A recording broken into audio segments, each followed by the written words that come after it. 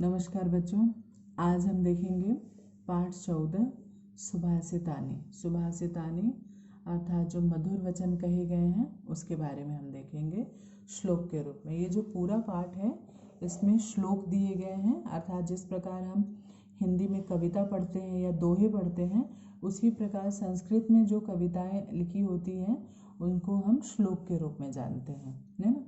तो यहाँ पर सुभाषितानी के रूप में जैसे यहाँ श्लोक दिया गया है, सुभाषितानी का अर्थ होता है मधुर वचन जो है।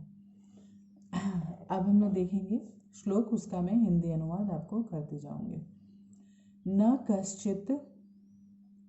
कस्यचित् मित्रम न कस्यचित् रिपुः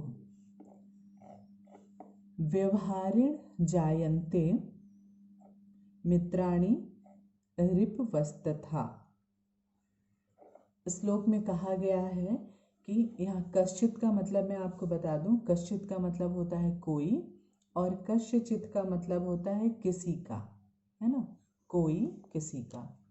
न कोई किसी का मित्र होता है न कोई किसी का शत्रु। रिपु का मतलब आप जानते हैं, हिंदी में आपने पढ़ा है, दुश्मन या शत्रु। न कोई किसी का मित्र होता है न कोई किसी का शत्रु। व्यवहारेण जायन्ते मित्राणि रिपवस्तता। व्यवहार से ही, है ना, व्यवहार से ही मित्र और शत्रु बनते हैं। ये था पहला श्लोक। दूसरा है पुस्तकेषु तु या विद्या परहस्तेषु च यद धनम कार्यकाले समुत्पन्ने न सा विद्या न तद धनम। अर्थात पुस्तकों में, पुस्तकेषु अर्थात अनेक पुस्तकों का यहाँ पर वर्णन है। पुस्तकों में लिखी हुई विद्या, परहस्तेषु अर्थात दूसरों के हाथ में गया हुआ, है ना। पुस्तकों में लिखी विद्या, दूसरों के हाथ में गया हुआ धन व्यर्थ होता है। कार्यकाले समुत्पन्ने न सा विद्या न तद धनम। अर्थात पुस्तकों में लिखी गई विद्या और दूसरों के हाथ में गया हुआ धन व्यर्थ होता है, मतलब वो हमारे काम का नहीं होता, क्योंकि समय पड़ने पर न पुस्तकों की विद्या काम आती है और न ही दूसरों के हाथ का धन हमारे किसी काम आता है। अर्थात इस श्लोक में कहा गया है कि पुस्तकों की जो विद्या है उसको पुस्तक में ही नहीं रहने देना चाहिए, पुस्तकों की विद्या को भी व्यवहारिक जीवन में उपयोग में लाना चाहिए। इसी उद्देश्य से कहा गया है कि पुस्तकों में लिखी विद्या और दूसरों के हाथ में गया धन जो है वो व्यर्थ होता है, क्योंकि समय पड़ने पर, कार्यकाले अर्थात समय पड़ने पर ये न तो पुस्तकों की विद्या काम आती है और ना ही धन। आगे है तीसरा श्लोक। हस्तस्य भूषणं दानम सत्यम कंठस्य भूषणम श्रोत्रस्य भूषणम शास्त्रम भूषणैः किम प्रयोजनम।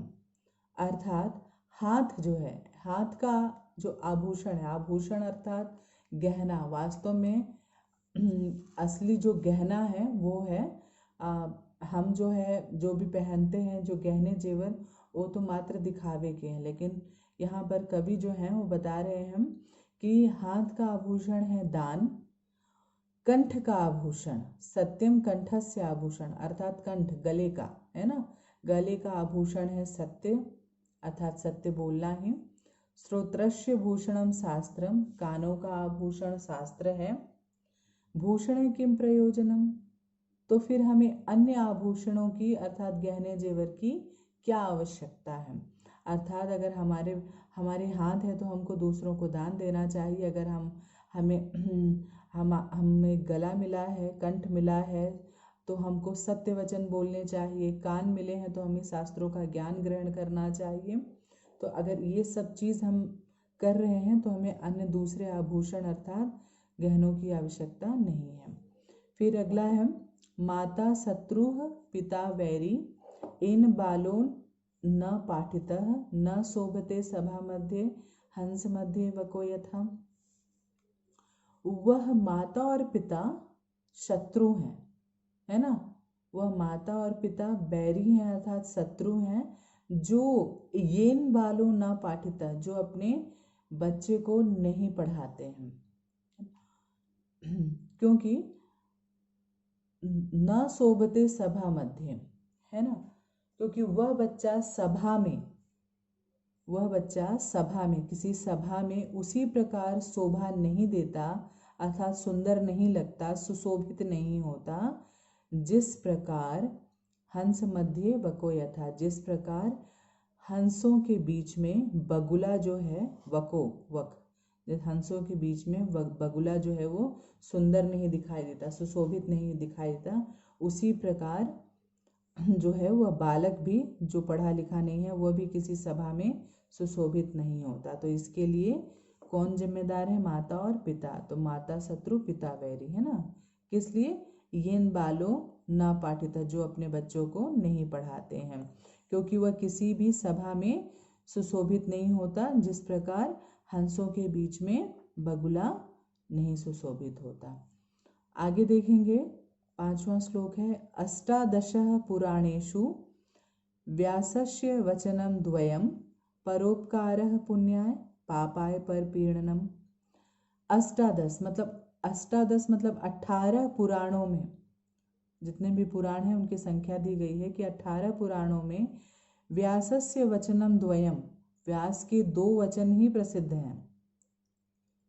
व्यास जी के 2 वचन प्रसिद्ध हैं। वो कौन से हैं देखते हैं। परोपकारः पुण्याय, परोपकार जो है अर्थात दूसरों की भलाई पुण्य के लिए है, और पापाय पर पीड़नम, और पाप जो है वो दूसरों को सताने के लिए है। पाप जो है दूसरों को सताने से पाप बढ़ता है। इसका अर्थ ही है कि परोपकार पुण्याय, परोपकार पुण्य के लिए होता है और दूसरों को सताने से पाप जो है वो बढ़ता है।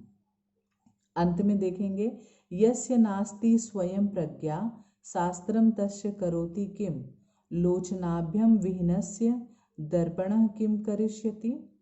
अर्थात जिसके पास यस्य नास्ति, जिसके पास स्वयं प्रज्ञा अर्थात जिसके पास स्वयं की बुद्धि नहीं है, तो शास्त्रम तस्य किम करोति, तो शास्त्र उसका क्या कर सकते हैं, है ना।